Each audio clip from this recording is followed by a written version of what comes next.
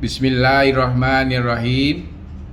Yang kami hormati Bapak Mustaqim selaku Ketua Yayasan Ashabul Jannah Pondok Pesantren Hidayatullah Goa, para habaib, para kiai, para ustadz, dan seluruh sivitas Pondok Pesantren Hidayatullah Goa, rekan kami dari kantor OJK Regional 6 Sulampua, Bapak Bondan Kusuma selaku Kepala Bagian Edukasi dan Perlindungan Konsumen, Bapak Marji selaku Branch Manager PT Bank Syariah Indonesia Panakukang Makassar, rekan-rekan dari Smart FM selaku media partner dan Smart Listener, Bapak, Ibu, adik-adik peserta kegiatan baik yang mengikuti langsung melalui Zoom meeting maupun menyaksikan live YouTube Smart FM Makassar. Assalamualaikum warahmatullahi wabarakatuh.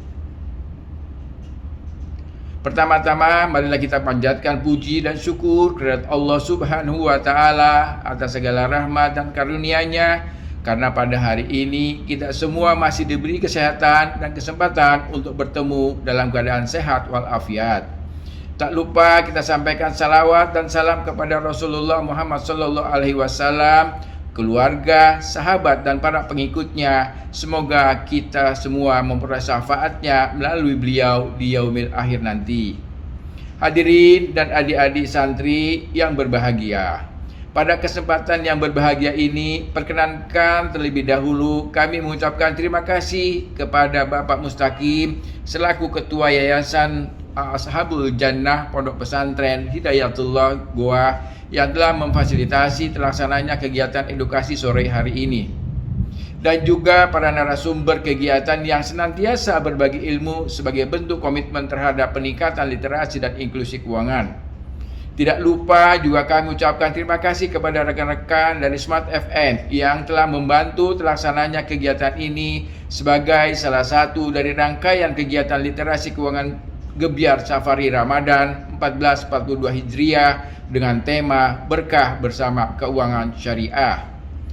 Dalam 2 dasawarsa perkembangannya sejak kelahiran Bank Syariah pertama di tanah air, konsep ekonomi syariah dan sistem keuangan syariah telah berkembang pesat.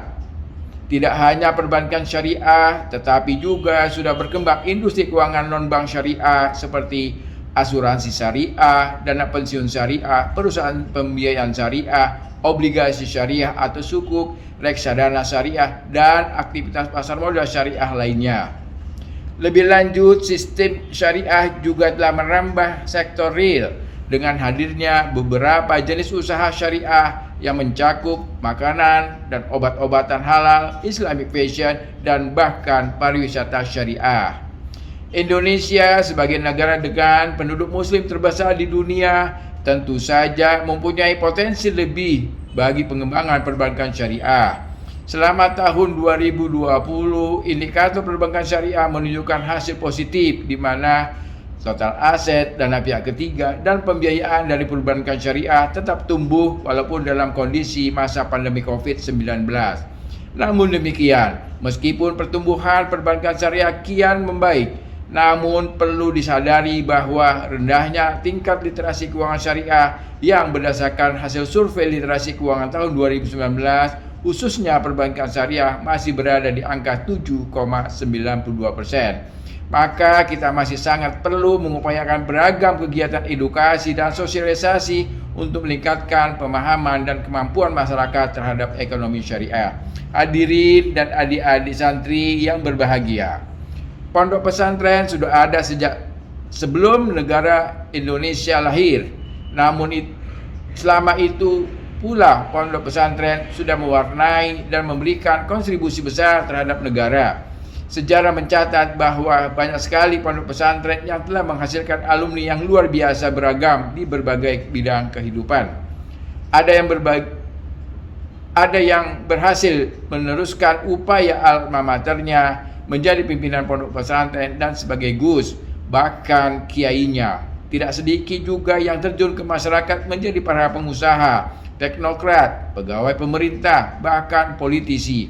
Beberapa tokoh pejuang nasional lahir dari pondok pesantren. Perdana Menteri pertama Indonesia, Bapak Idham Khalid, Bapak Gus Dur, Bapak Kiai Haji Musadi, dan sederet tokoh nasional lainnya adalah contoh kecil dari alumni pondok pesantren. Hal ini menjadi bukti nyata bahwa kiprah pondok pesantren selama ini mampu mewarnai dan melahirkan generasi berkualitas bagi Indonesia.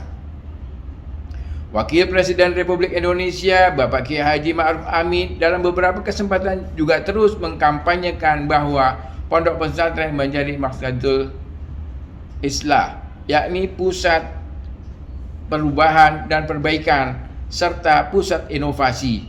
Pesantren tak hanya menyiapkan individu yang paham agama, melainkan juga sebagai institusi ekonomi yang mampu memainkan peran penting membangun ekonomi masyarakat. Dengan kata lain, pesantren harus menjadi agen pembangunan atau agen of development, akselerator, fasilitator bagi pelaku ekonomi terutama di wilayah pedesaan. UMKM yang jumlahnya mendominasi perekonomian bangsa, utamanya pada masa pandemi 19 seperti sekarang ini. Pondok pesantren dan para santri harus dapat menjadi garda terdepan, menjadi contoh dan tauladan dalam membantu upaya pemulihan ekonomi nasional, salah satunya dengan membudayakan keuangan syariah di tengah masyarakat. Membudayakan ekonomi syariah harus dimulai dengan peningkatan literasi keuangan syariah yang memadai. Bagaimana kita bisa membudayakan keuangan syariah di tengah masyarakat jika kita tidak paham dan mengimplementasikannya secara langsung dalam keseharian? Melalui kegiatan hari ini, kami berharap hadirin dan adik-adik santri mendapatkan sebagian gambaran mengenai keuangan syariah, khususnya mengenai sektor perbankan. Sehingga dalam proses mengedukasi dan berbagai informasi kepada rekan, orang tua, tetangga, maupun masyarakat lebih luas akan menjadi lebih baik. Akhirnya dengan mengenal keuangan syariah lebih dekat, masyarakat dapat mempertimbangkan bank syariah dan industri syariah lainnya sebagai mitra dalam mengembangkan usaha, mengatur cash flow, dan merencanakan masa depan sehingga dapat mendukung pemulihan ekonomi nasional. Demikian yang dapat kami sampaikan. Mohon maaf atas kehilafan, dan dengan mengucap Bismillahirrahmanirrahim serta mengharap ridho dari Allah Subhanahu wa taala, selamat mengikuti kegiatan Gebyar Safari Ramadan 1442 Hijriah. Berkah bersama keuangan syariah. Sekian dan terima kasih. Wassalamualaikum warahmatullahi wabarakatuh. Waalaikumsalam warahmatullahi wabarakatuh. Terima kasih banyak kami ucapkan kepada Bapak Muhammad Nurdin Subandi selaku Kepala Kantor Otoritas Jasa Keuangan Regional 6 Sulampua yang sudah memberikan sambutannya kepada para santri dan juga membuka kegiatan kita sore hari ini dalam Gebyar Safari Ramadan 1442 Hijriah. Dengan tema kita sore hari ini, berkah bersama keuangan syariah. Baik, bismillahirrahmanirrahim. Assalamualaikum warahmatullahi wabarakatuh. Alhamdulillahirabbil alamin wa bihi nasta'in ala umuri dunya waddin. Assalatu wassalamu ala asyrofil anbiya'i wal mursalin wa ala ahli wa sahbihi ajma'in, amma ba'd. Alhamdulillah, hari ini puji syukur kita panjatkan kepada Tuhan Yang Maha Esa. Hari ini kita dikasih kesempatan untuk bersua dan bersilaturahmi dalam satu kegiatan yang insya Allah akan menambah pengetahuan kita tentang keuangan syariah, diselenggarakan oleh Otoritas Jasa Keuangan Kantor Regional 6 Sulampua bersama dengan Bank Syariah Indonesia. Berkah bersama keuangan syariah. Tepuk tangannya semua. Saya sendiri, Rifa Majid, merasa sangat bahagia dan merupakan satu kebanggaan bisa hadir membersamai para narasumber dan juga para santri sore hari ini di Pondok Pesantren Hidayatullah. Seperti yang kita ketahui dari tadi sudah digaungkan terus bahwa ini adalah puncak dari penyelenggaraan Gebyar Safari Ramadan, dan kita sampai di titik terakhir pada hari ini secara nasional diselenggarakan di berbagai daerah oleh Otoritas Jasa Keuangan untuk melakukan edukasi dan juga literasi keuangan syariah kepada para santri di pondok pesantren. Dan sore hari ini saya ingin menyapa terlebih dahulu sebelum kita memulai rangkaian agenda kita, tentunya kepada pimpinan Pondok Tahfiz Ashabul Jannah Pesantren Hidayatullah Kabupaten Goa, Ustadz Mustaqim bersama dengan jajaran asatiz dan asatizah dari Pesantren Hidayatullah dan juga para pengasuh di Pondok Pesantren ini. Terima kasih sudah menyambut kami dengan sangat baik. Tentunya juga kami ingin menyapa yang juga akan bergabung bersama kita insya Allah nanti secara virtual, yaitu Kepala Kantor OJK Regional 6 Sulampua, Bapak Muhammad Nurdin Subandi. Kemudian juga narasumber kita yang juga menjadi penyelenggara acara ini, yaitu Kepala Bagian Edukasi dan Perlindungan Konsumen, Bapak Bondan Kusuma. Alhamdulillah sudah hadir, siap memberikan materinya, dan juga pastinya dari Bank Syariah Indonesia, khususnya KCP Makassar Panakukang, ada Branch Manager BSI KCP Makassar Panakukang, yaitu Bapak Marji, sudah hadir bersama kita semua. Para santri dari Pondok Pesantren Hidayatullah, dan sore hari ini kita akan mendengarkan ya, dan juga mengenal secara langsung apa sebenarnya keuangan syariah itu dan gimana letak atau posisi OJK ya. Kalau ada yang belum mengenal OJK gitu ya, sore hari ini adalah waktunya kita akan mengenal OJK lebih dalam, apa saja peranan dan fungsinya begitu ya, terutama dalam mengatur semua lembaga keuangan di Indonesia, terutama atau khususnya juga keuangan syariah. Nah, sore hari ini akan ada dua narasumber yang akan menyampaikan materinya. Nanti juga adik-adik akan mendapatkan kesempatan untuk bertanya. Jadi bertanya memang makanya sebelum ditanya gitu ya, karena pertanyaan ini agak susah-susah tentang keuangan syariah nanti ya. Jadi simak baik-baik materinya karena akan ada hadiah menarik yang akan kita berikan gitu ya. Persembahan dari BSI dan juga OJK untuk semua santri. Nah, siapa yang pengen dapat hadiah? Ngacung, wah pengen semua gitu ya. Makanya disimak baik-baik materinya dan siapkan pertanyaannya. Oke, kita akan langsung menyimak untuk materi pertama ya, karena ini tuan rumahnya adalah OJK gitu ya. Kita akan simak terlebih dahulu. Materi yang pertama akan disampaikan oleh Kepala Bagian Edukasi dan Perlindungan Konsumen OJK Kantor Regional 6 Sulampua, Bapak Bondan Kusuma. Tepuk tangan untuk Pak Bondan Kusuma. Silakan diambil mikrofonnya. Oke, baik. Silakan Pak Bondan. Terima kasih Mbak Rifah. Assalamualaikum warahmatullahi wabarakatuh. Waalaikumsalam warahmatullahi wabarakatuh. Alhamdulillahirrahmanirrahim. Allahumma sholli ala sayyidina Muhammad wa ala sayyidina Muhammad. Yang kami hormati Bapak Mustaqim, Kepala Pondok Pesantren Ashabul Quran, Pondok Hidayatullah.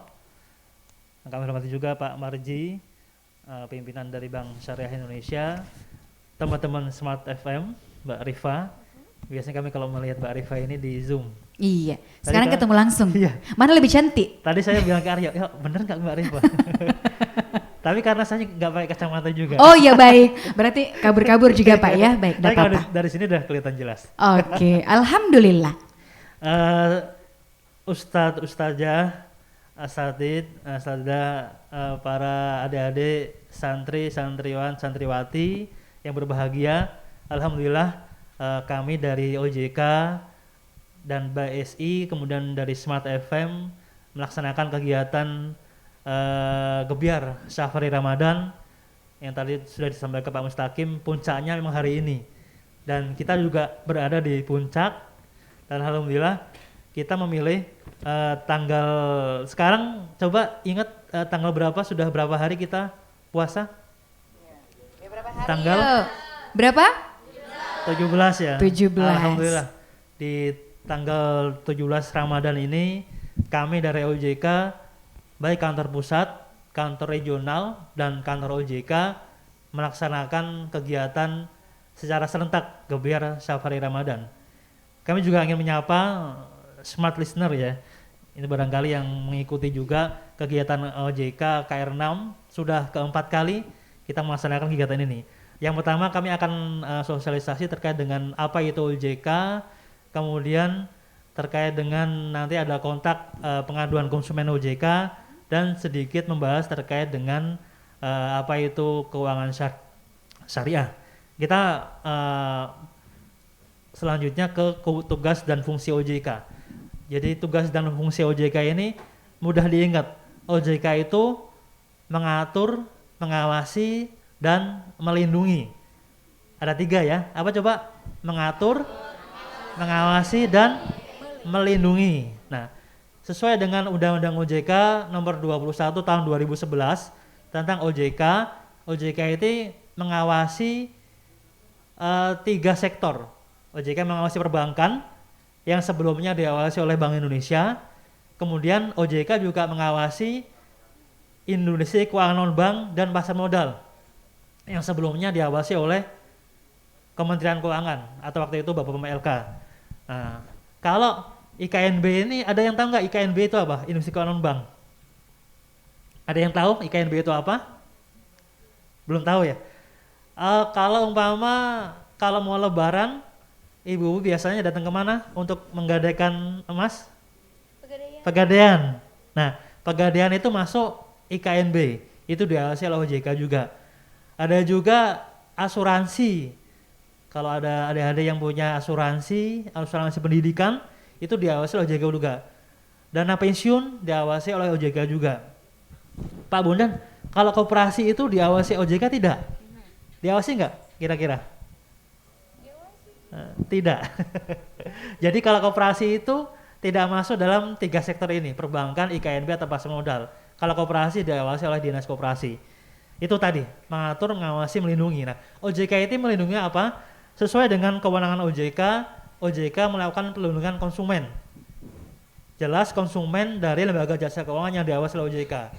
Kalau Bapak anggota koperasi melapor ke OJK, kira-kira diterima enggak? Enggak ya, karena tidak diawasi oleh OJK. Kalau umpama nasabah bank, nasabah konsumen lembaga pembiayaan, ketika tagihan cicilannya lancar, tapi di tengah jalan dia ditarik oleh debt collector, bisa nggak melapor ke OJK? Bisa, karena perusahaan pembiayaan atau multi finance itu diawasi oleh OJK.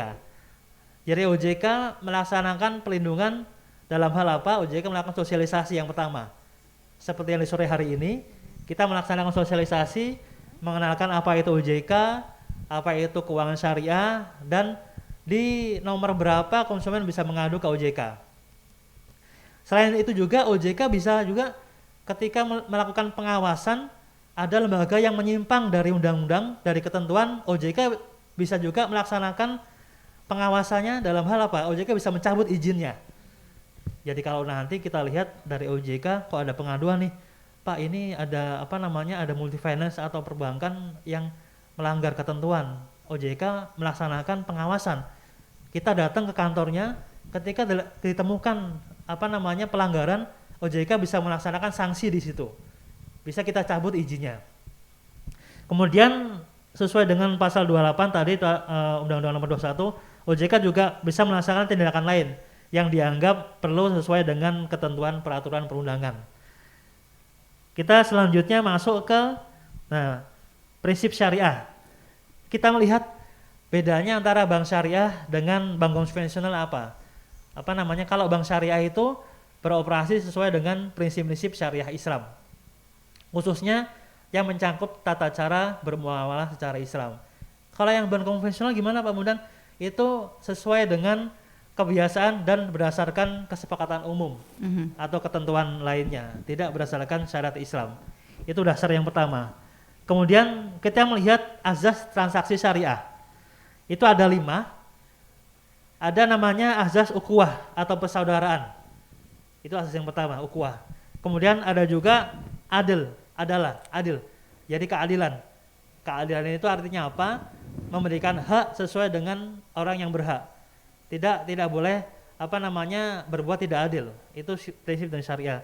Kemudian ada juga kemaslahatan, yaitu memberikan keuntungan, kemaslahatan sesuai dengan haknya juga. Kemudian ada sumuliyah universal. Nah, kalau yang sumuliyah universal ini artinya apa? Walaupun namanya bank syariah, ketika ada non-muslim atau siapapun itu, ketika menabung ke bank syariah nggak ditanya, Bapak agamanya apa? Oh, Bapak non-muslim, nggak boleh pakai produk syariah. Bukan begitu. Salah satu asas transaksi syariah adalah sumuliyah atau universal. Itu artinya apa? Itu bisa digunakan oleh ras manapun, agama manapun. Kita universal sifatnya. Kemudian adanya prinsip ta'awun, keseimbangan dalam bertransaksi. Kemudian unsur yang dilarang dalam prinsip syariah itu ada 5 juga, yaitu unsur gharar atau tidak jelas, kemudian unsur maisir, perjudian, kemudian haram, kalau haram jelas tidak sesuai dengan syariah, kemudian zalim atau merugikan orang lain, dan riba atau adanya kelebihan. Nah, adik-adik sekalian, baik yang ada di pondok pesantren ataupun para smart listener, untuk akad transaksi bank syariah itu ada akad namanya ijab dan qabul. Nah, seperti pernikahan juga ada namanya ijab dan qabul juga. Ijab itu artinya apa? Ijab itu artinya penyerahan pemindahan kepemilikan. Ijab. Kalau qabul itu penerimaan dari penyerahan kepemilikan. Ada ijab qabulnya. Kita melihat kalau di prinsip yang konvensional nggak ada akad seperti yang syariah ini. Kemudian untuk selanjutnya akad transaksi syariah ada yang akad tijarah dan akad tabaru. Nanti untuk selengkapnya akan disampaikan oleh Pak Marji dari Bank Syariah Indonesia. Kemudian kita masuk yang perbedaan dari bank syariah dan konvensional. Yang paling mudah biasanya kalau yang bank syariah ini, kalau yang bank konvensional ada namanya bunga. Ada namanya sistem bunga. Kalau yang bank syariah ada namanya bagi hasil. Bagi hasil. Nah, itu perbedaan yang paling yang paling bisa diingat itu. Ada satunya bunga, satunya bagi hasil. Kalau umpama terkait dengan prinsip syariah untuk transaksinya, bedanya adalah yang satu menggunakan kalima syariah bahasa Arab, yang satunya bukan syariah, bukan bahasa Arab. Itu biasanya yang harus diingat-ingat namanya juga. Kemudian beda satu lagi adalah yang bisa diingat, kalau lembaga syariah, baik perbankan, lembaga keuangan lainnya yang berprinsip syariah, itu ada namanya Dewan Pengawas Syariah, DPS. Fungsi DPS ini menyaring produk-produk dari lembaga keuangan tersebut untuk sesuai dengan prinsip syariah. Ini pengawasannya. Selain ada yang dari direksi komisaris, ada tambahan untuk perbankan syariah atau lembaga keuangan lainnya yang berprinsip syariah adanya DPS. Itu struktur organisasi dan kegiatan usahanya. Untuk produk dan masing-masing selanjutnya akan disampaikan Pak Marji, Pak. Nanti mohon bisa dijelaskan selanjutnya. Kita masuk yang terakhir saja. Kita masuk kepada inisiasi OJK dan para stakeholder. Tantangan industri keuangan syariah. Adik sekalian, ada 5 tantangan dari industri syariah. Yang pertama adalah rendahnya tingkat literasi masyarakat terhadap produk keuangan syariah. Berdasarkan survei OJK ini, tingkat literasi ini bagaimana masyarakat memahami haknya seperti apa, kemudian produknya apa, memahami hak dan kewajibannya. Nah, untuk saat ini tingkat literasinya baru 8, sekian. Bandingkan dari 100 orang baru 8 atau 9 orang yang mengerti produk syariah. Masih kecil sekali. Nah, kita berharap dengan sosialisasi kita di pondok pesantren beserta Bank Syariah Indonesia, apalagi sekarang sudah ada BSI, gabungan dari BRI Syariah, BNI Syariah dan Bank Mandiri Syariah, kita berharap inovasi-inovasi produk keuangan bisa semakin tingkatnya semakin tinggi lagi, sehingga masyarakat yang akan menggunakan produk syariah bisa lebih menggunakan lagi produknya. Kemudian yang kedua, kurangnya pemahaman pelaku pasar terhadap produk keuangan syariah. Jadi kadang dari pelaku pasar sendiri belum bisa memahami terkait dengan produk syariah. Kemudian kurangnya SDM yang memiliki kualifikasi dan juga supply dan demand produk syariah di pasar yang relatif kecil. Nah, sehingga diharapkan dengan bergabungnya menjadi BSI ini, produknya semakin bervariasi, ATM-nya semakin banyak, jaringannya semakin banyak, sehingga ketika dibandingkan dengan bank konvensional, nah bank syariah ini bisa bersaing di situ. Kemudian terakhir, harmonisasi regulasi untuk menciptakan sinergi pengembangan industri keuangan syariah. Itu harapan tantangan di industri keuangan syariah. OJK dengan stakeholder lainnya sudah melakukan 4 kegiatan. Kita mendorong terbentuknya Komite Nasional Keuangan Syariah atau KNKS. Kemudian kita mendorong juga adanya inovasi pengembangan keuangan produk syariah, kemudian sosialisasi dan edukasi. Seperti yang kita laksanakan pada sore hari ini, kita mendorong supaya dari santri-santriwan pondok pesantren ini yang hadir pada sore hari ini bisa menyampaikan informasi kepada saudara atau orang tua terkait dengan produk syariah itu apa. Yuk sekarang kita pakai produk syariah. Yang pertama karena syariah, insya Allah berkah. Yang kedua, kalau bukan kita siapa lagi yang mengembangkan industri syariah. Kemudian terakhir, kami dari OJK tadi DPS sudah disampaikan. Nah, dari OJK kita ada nomor kontak. Ketika adik-adik, Bapak Ibu sekalian, para ustazah, smart listener menemukan kendala terkait dengan transaksi dengan lembaga jasa keuangan yang diawasi oleh OJK, bisa menghubungi kontak OJK di nomor telepon 157. Bisa diingat 157 atau nomor WA juga di 081 157 157 157. Atau juga OJK sudah ada aplikasi namanya aplikasi Portal Perlindungan Konsumen APPK. Jadi nanti secara langsung kalau tiba-tiba saya tadi di tengah jalan ditarik kendaraannya, saya bisa langsung masuk ke website APPK, yaitu kontak 157.ojk.go.id.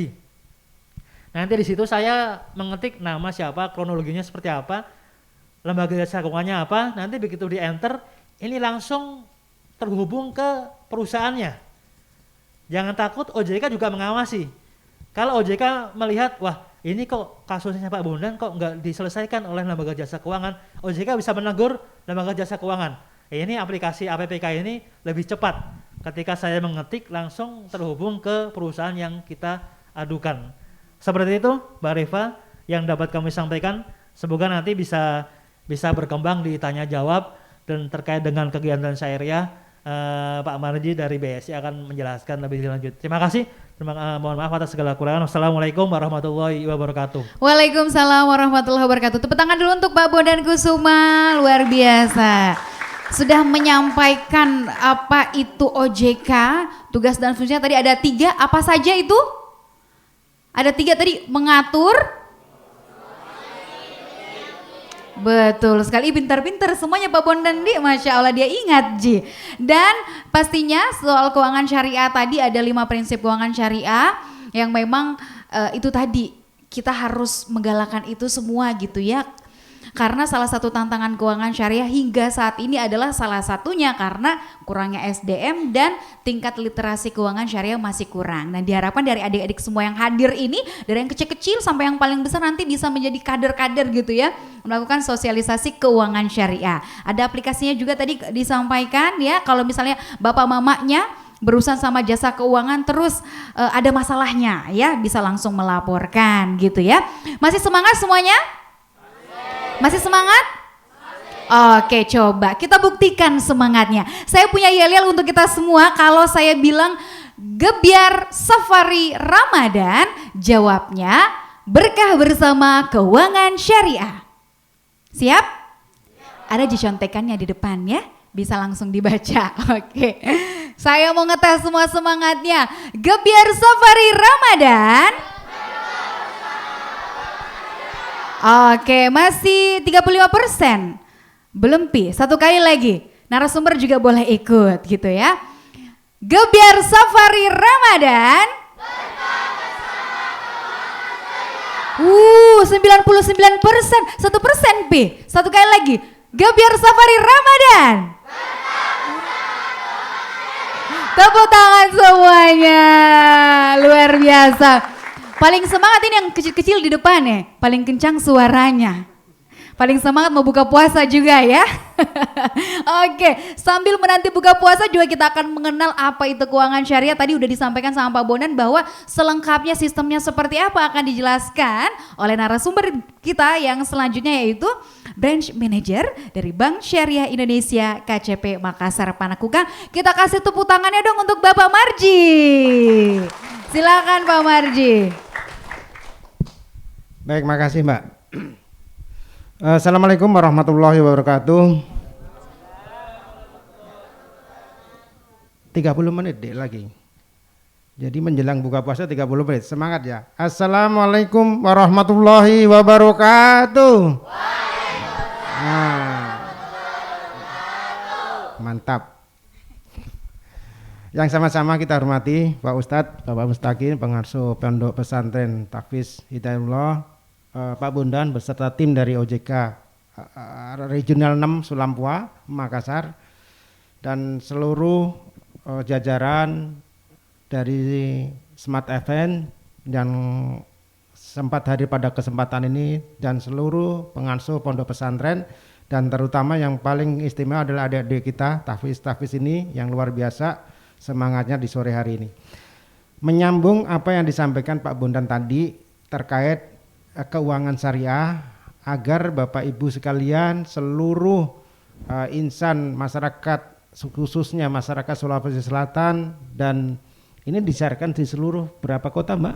Ya, kalau di Smart FM itu karena kita radio berjaringan, KG Radio Network di bawah jaringan Kompas Gramedia Group, kita ada di 10 kota. 10 kota, luar biasa. Walaupun kita di sini insya Allah didengar di 10 kota saat ini live langsung.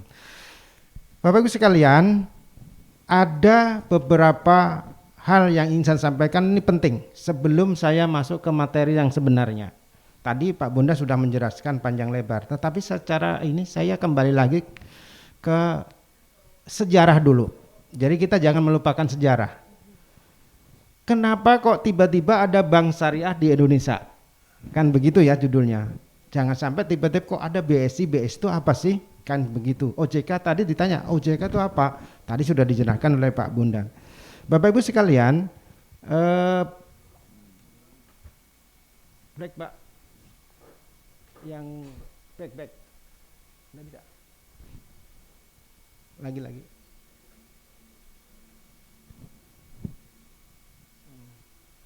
Oke. Berawal dari Lokakarya di tahun 1990, jadi semacam simposium Lokakarya. Pada saat itu dibahas mengenai bunga bank dan banknya sekalian dibahas.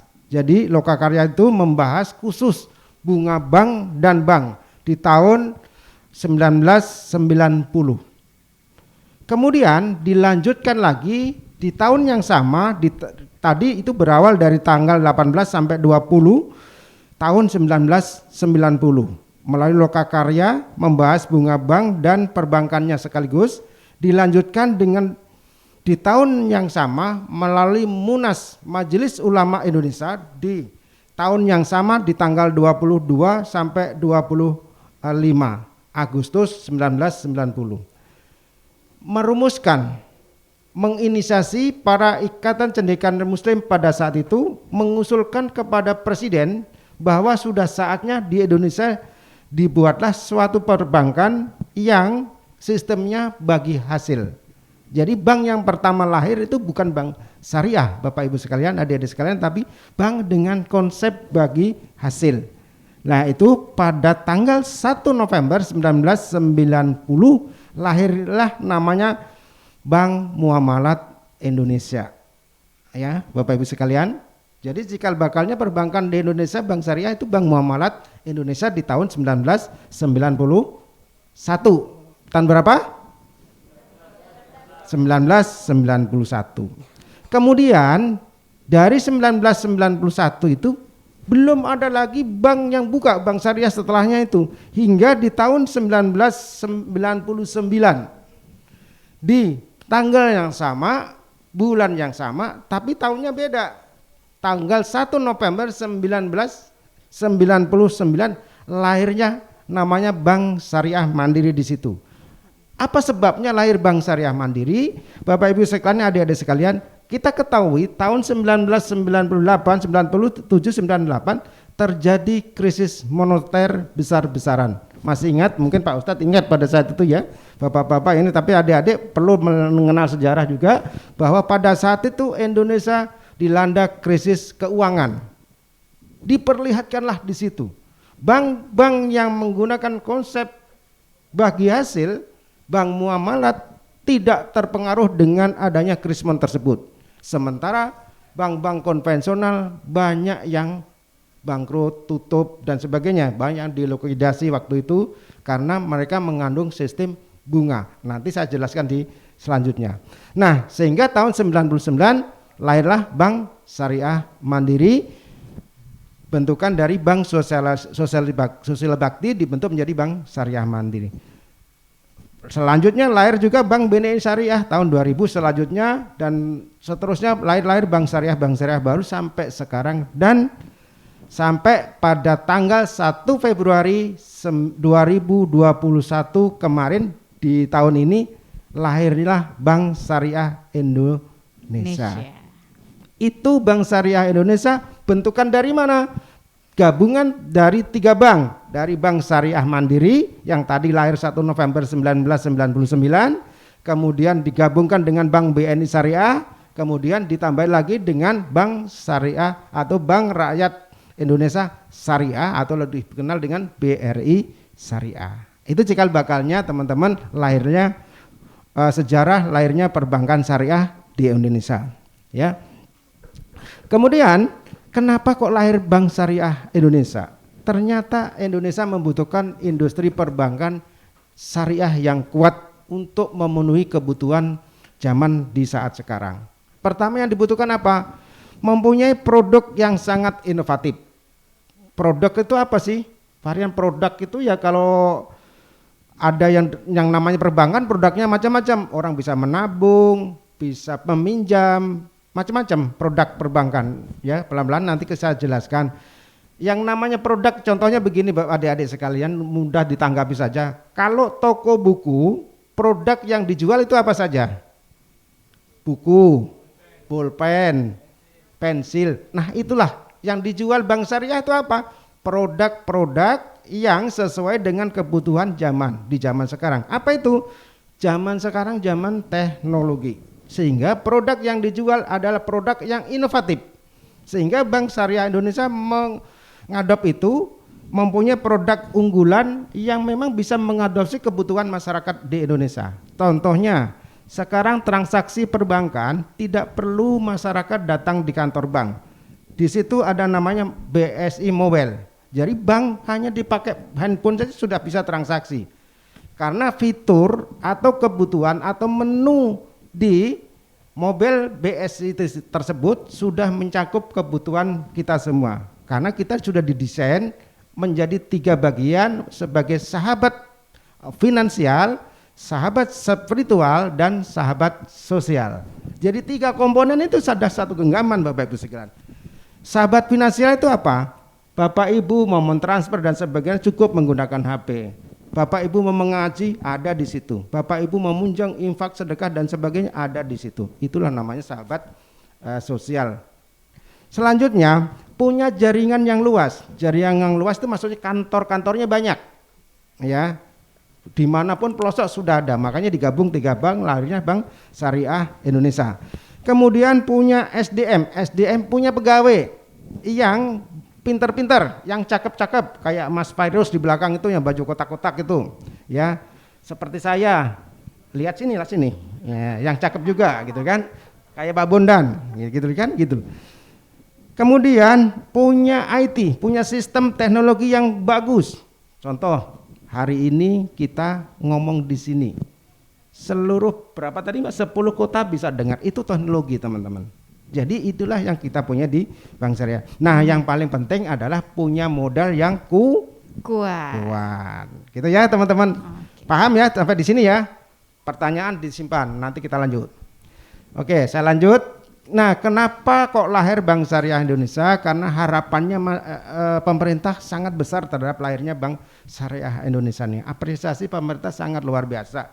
Harapannya Pak Presiden langsung satu-satunya bank syariah yang diresmikan presiden adalah Bank Syariah Indonesia ini. Ya, ini sekilas info kepada Bapak Ibu sekalian, ya. Sehingga sangat wajar ketika beliau mengharapkan bahwa sudah saatnya Indonesia mempunyai perbankan yang lebih baik dan lebih kuat untuk kebutuhan masyarakat di Indonesia.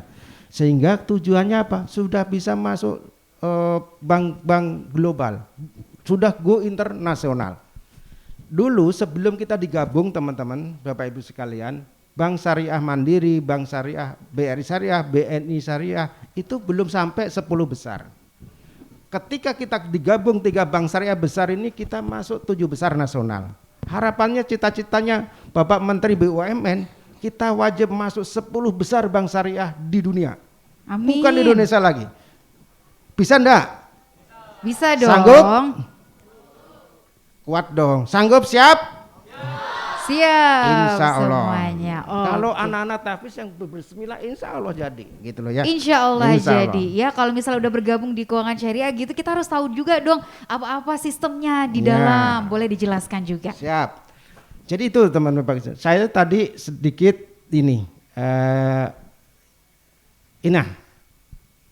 kenapa harus atau mengapa harus ke bank syariah sih? Kan gitu pertanyaannya. Tadi kalau Pak Bondan mengatakan OJK itu tugasnya ini. Nah sekarang saya kembali kepada teman-teman. Kenapa harus ke bank syariah? Bapak Ibu sekalian, hidup ini bukan hanya hari ini. Kita harus mempersiapkan generasi-generasi yang akan datang. Sehingga dibutuhkan keuangan-keuangan, perencanaan keuangan yang kuat.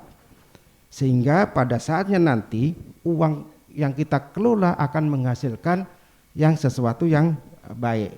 Nah, di Indonesia, Bank Syariah Indonesia ini saat ini punya perencanaan keuangan yang baik. Karena apa? BSI punya tujuan adalah selain memelesatkan umat adalah adil, seimbang, dan maslahat. Adil artinya di sini adalah uang yang Bapak Ibu simpan kami, Bapak Ibu yang investasikan ke bank syariah, kami kelola dengan baik, ada bagi hasil yang kita terima, kita bagi kepada para investor dengan sesuai dengan akadnya masing-masing, sesuai dengan kesepakatannya, sehingga itu yang namanya adil.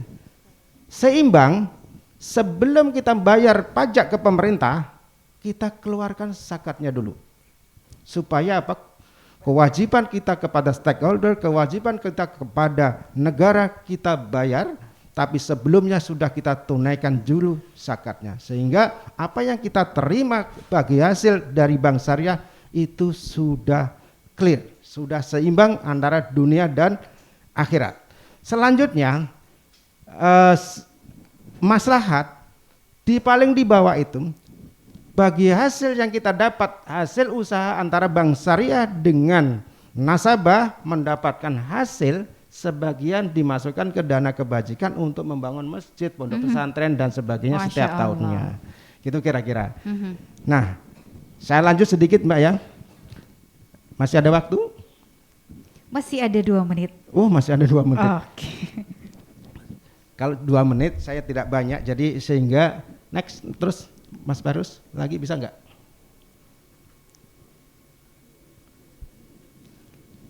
Nah, saya sedikit tadi supaya Bapak Ibu tidak ragu terhadap bertransaksi dengan bank syariah.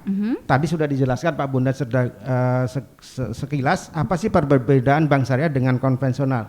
Pertama memang dari sisi landasan hukumnya kita punya landasan hukum positif. Bank konvensional juga sama. Kita diawasi OJK, oke, yes. Tapi yang paling utama kita mendapatkan yang paling ini adalah hukum yang kita pakai, hukum dari hukum syariat. Itu yang paling penting.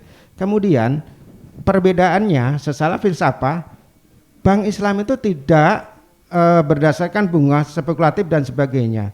Hanya kita kalau di konvensional berdasarkan atas bunga, sehingga apa yang disampaikan Pak Bunda tadi memang sudah clear. Tetapi sini saya tambahkan Mbak, bank syariah itu ketika menginvestasikan uangnya nasabah, contoh Pak Ustadz, Pak Marji ada uang saya itu 10 juta, saya simpan di bank syariah, set. Berapa bagi hasil yang saya dapat? Pak Ustadz, uangnya Pak Ustadz saya salurkan dulu ke pembiayaan yang membutuhkan. Ada di sana pedagang kelontong yang membutuhkan uangnya Pak Ustadz, kami kelola. Ada hasilnya Pak Ustadz saya bagi. Jadi profit oriented bukan pokok yang 10 juta tadi, tetapi hasilnya berapa dari 10 juta itu. Anggap saja Rp1.000, ya Rp1.000 itu yang kita bagi kepada Pak Ustadz. Nah yang kita biayai juga tidak sembarang yang kita biayai. Kita tidak bisa membiayai hal-hal yang sifatnya spekulatif. Tadi yang disampaikan, goror, maghrib dan sebagainya. Yang sifatnya kita tidak tahu zatnya dan sebagainya. Contoh membiayai pabrik minuman keras, itu tidak bisa. Nggak boleh, Nggak boleh. karena Harus haram, yang ya. halal. Sehingga apa yang kita hasilkan insya Allah berkah bagi banknya, berkah bagi nasabahnya. Kira-kira itu Ibu Mbak, karena waktu mohon kalau ada pertanyaan silakan kami buka. Silakan. Demikian dari saya, mohon maaf bila ada kesalahan. Assalamualaikum warahmatullahi wabarakatuh. Waalaikumsalam warahmatullahi wabarakatuh. Jadi insya Allah kalau misalnya mulai hari ini kita beralih ke keuangan syariah atau ke perbankan syariah, kita dapat manfaatnya, kita dapat juga keberkahannya karena seperti tadi sudah dijelaskan, uang yang kita investasikan atau yang kita simpan di perbankan syariah itu dikelola dengan baik sesuai dengan asas dan juga prinsip-prinsip syariah gitu ya. Yang paling penting harus digarisbawahi, nggak ada ribanya gitu ya. Dia disalurkan untuk pembangunan masjid, ada tadi zakatnya juga dan lain sebagainya. Jadi mulai hari ini teman-teman santri semuanya kalau mau nabung udah siap nabungnya di Bank Syariah Indonesia? Udah. Kalau hari ini teman-teman adik-adik santri udah ada yang punya tabungan belum?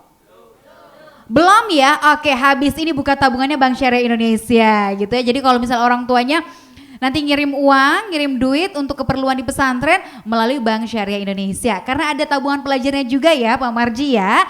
Oke, baik. Nah, sekarang untuk tahu lebih lanjut gitu ya, saya pengen ngetes dulu adik-adik di sini sampai di mana pemahamannya. Saatnya saya mau mengajak adik-adik untuk mengajukan pertanyaan kepada dua orang narasumber kita. Boleh, silakan diajukan pertanyaannya apa aja tentang materi kita sore hari ini, berkah bersama keuangan syariah. Ada yang pengen ditanyakan? Boleh langsung angkat tangan. Nah, ini langsung dapat oleh-oleh loh dari Bank Syariah Indonesia dan juga dari OJK. Ada yang pengen nanya? Ada pertanyaan? Oke, boleh. Silakan berdiri. Boleh berdiri yang mana nih? Oke, sabar yang di belakang ya, tunggu antrian. Silakan, namanya siapa? Faki, Oke, Faki kelas berapa Faki? kelas 1 SMP, SMA, SMA. Hafalan udah berapa juz? mau 6. Alhamdulillah udah 6 juz ya, udah mau 6 juz, kalah-kalah kakak Rifa. Oke, apa pertanyaannya dan mau ditujukan kepada siapa? Bagaimana caranya bergabung dengan BSI? Bagaimana caranya bergabung dengan Bank Syariah Indonesia? Pengen buka tabungan gitu ya? Iya. Oke, boleh dijelaskan nih Pak Marji? Oh langsung aja ya, ditampung dulu pertanyaannya. Terus itu dari pertanyaan dari Faki. Terus pertanyaan kedua dari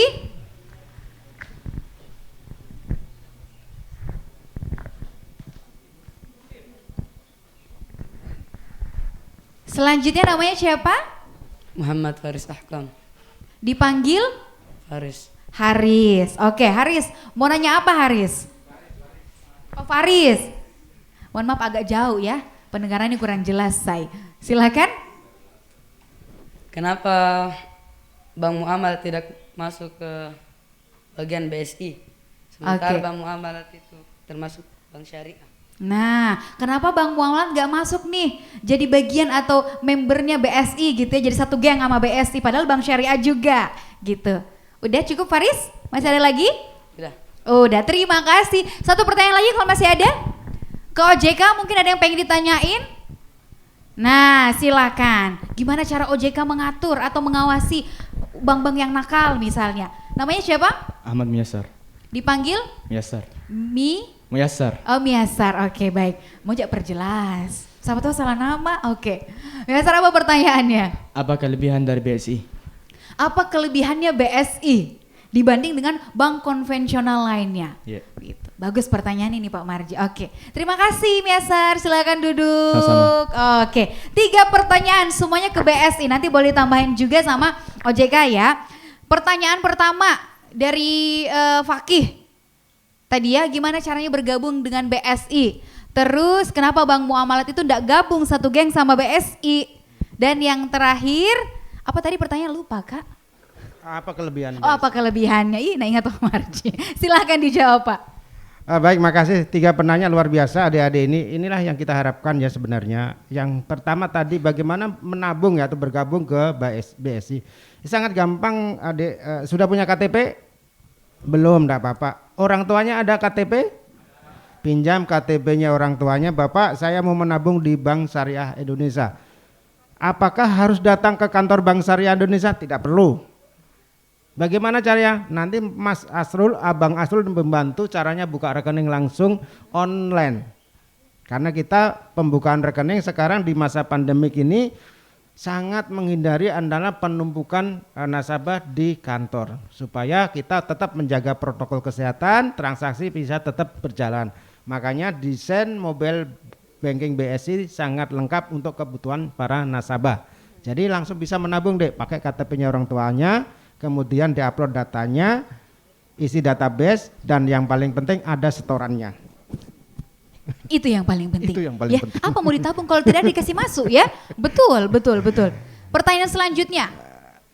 Kenapa Bank Muamalat tidak bergabung di BSI, kan begitu ya?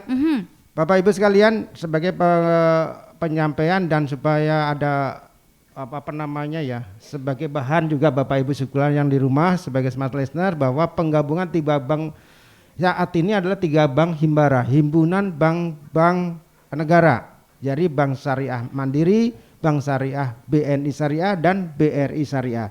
Ada satu bank lagi yang punyanya himbara, BTN Syariah. Kenapa kok belum bergabung? Karena BTN Syariah masih unit usaha syariah. Kalau yang BRI Syariah, BNI Syariah, BRI Syariah itu sudah berdiri sendiri, sudah spin off, sudah pisah sama induknya, sehingga bisa digabung. Sementara untuk BTN Syariah masih unit usaha syariah. Bank Muamalat bisa bergabung ke sini? Belum bisa saat ini, karena Bank Muamalat adalah murni swasta nasional. Ya, yang digabung adalah bank yang milik negara dulu yang digabung adik-adik. Ya. Kemudian terakhir dari apa kelebihannya Bank Syariah Indonesia? Tadi saya sampaikan Bank Syariah Indonesia saat ini bank syariah terbesar di Indonesia. Nomor 7 urutan di negara kita Indonesia, dijajarkan bank-bank nasional yang lainnya. Ada BNI, BRI, Bank Mandiri, BCA, BTN sama Bank Niaga, di bawahnya baru ada Bank Syariah Indonesia. Kapan kira-kira Bank Syariah Indonesia bisa nomor 5? Ketika adik-adik sudah menabung semua di sini, insya Allah kita nomor 5. Amin. Itu ya, terjawab ya adik-adik. Oke, sudah terjawab. Pak Bondan, ada yang mau ditambahkan mungkin untuk memperkuat lagi keinginan kita semua untuk memajukan keuangan syariah, khususnya beralih dari bank konvensional ke bank syariah. Pak Bondan, silahkan disampaikan. Ini motivasi nih langsung dari Kepala Bidang Edukasi dan Perlindungan Konsumen. Silahkan. Ya, terima kasih Mbak Rivo. Jadi memang adik-adik sekalian, smart listener juga, jadi memang pengembangan syariah ini tidak hanya menjadi kewajiban OJK saja, tidak bisa dilakukan oleh OJK saja, tidak bisa dilakukan oleh Bank Syariah Indonesia saja. Ini adalah kerja kita bersama, ya kan?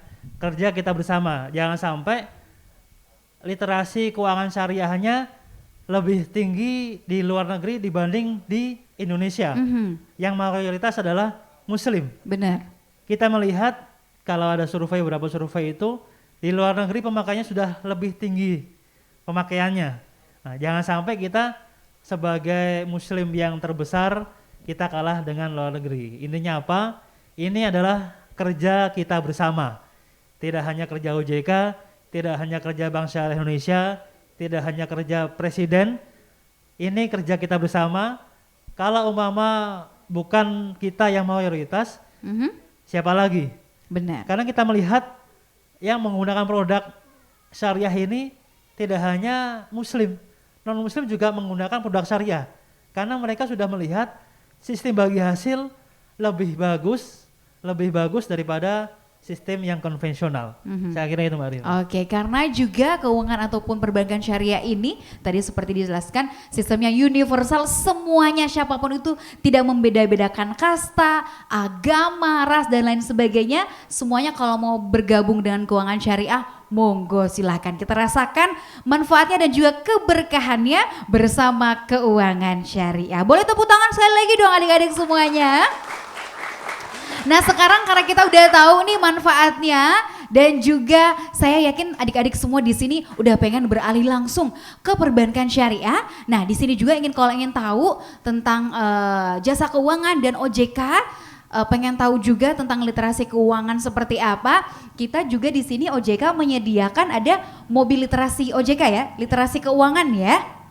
Nanti bisa dikunjungi, mobilnya ada di belakang ya, bisa jalan-jalan ke sana nanti. Tapi saya pengen dengar dulu tanggapan dari pimpinan pondok nih setelah anak-anaknya atau santri-santrinya udah diberikan motivasi untuk beralih ke keuangan syariah, ke perbankan syariah. Respon dari pimpinan pondok seperti apa dan harapannya ke depan seperti apa? Silakan. Ya, makasih Mbak. Saya itu tidak membayangkan kalau bobot pertanyaan anak-anak santri kita seperti itu ya.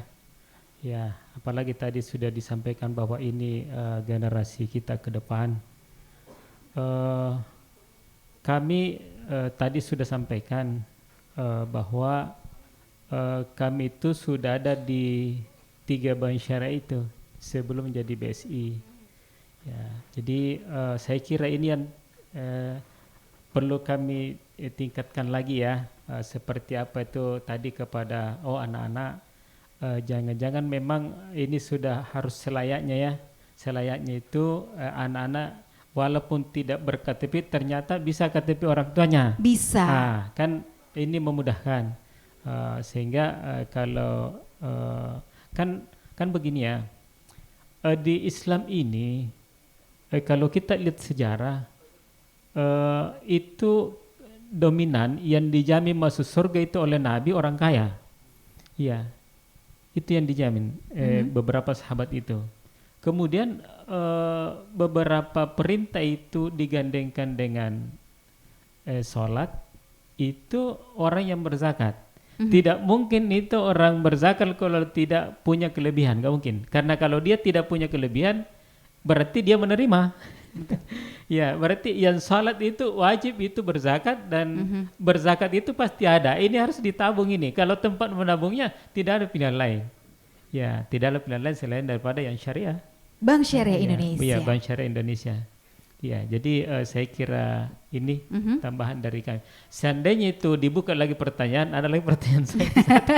Nanti kalau misalnya ada pertanyaan selanjutnya, boleh habis ini bisa cicat langsung sama Pak Marji. Ada tim BSI juga, ada tim OJK, apalagi di belakang ada mobil literasinya. Karena itu sudah di sini itu kan berbuka tidak melihat jamnya, tapi kadang melihat sana itu. Ya, makasih Mbak Taman sudah.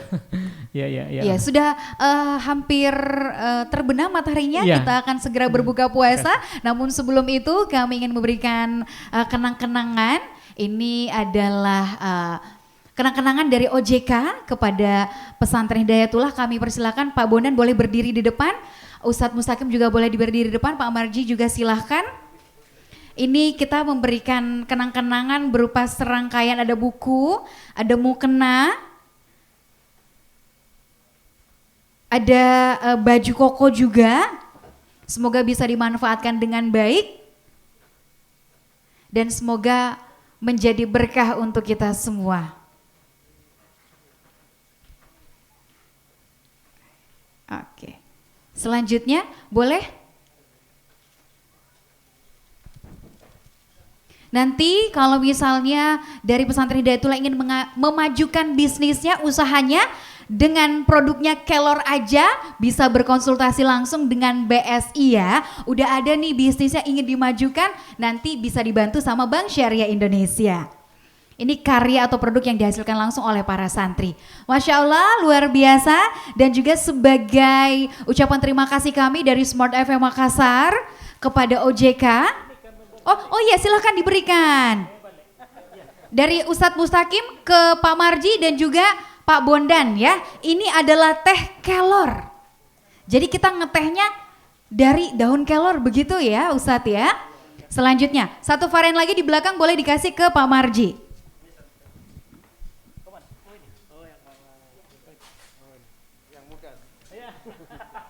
Oke, Masya Allah. Kita dapat oleh-oleh nih.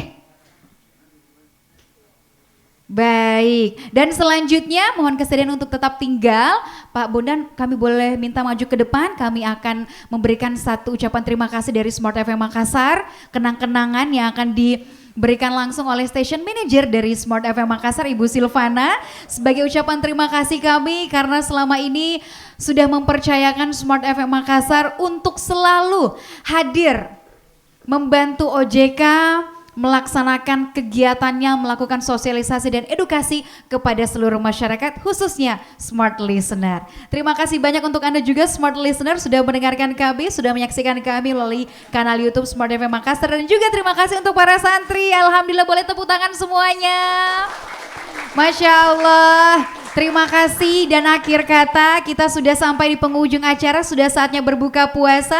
Kami ucapkan terima kasih untuk Pak Marji dari BSI, Ustadz Mustaqim, boleh ambil tempat, buka puasanya akan segera dibagikan ya menunya. Dan tentunya terima kasih banyak untuk seluruh santri dan seluruh jajaran pengurus Ustadz Ustazah di Pesantren Hidayatullah. Terima kasih banyak untuk kesempatannya sore hari ini. Kami dari Smart FM Makassar pamit undur diri, khususnya saya Rifa Majid mengucapkan terima kasih untuk Anda juga Smart Listener. Dan akhir kata, Assalamualaikum warahmatullahi wabarakatuh. Sukses untuk Anda.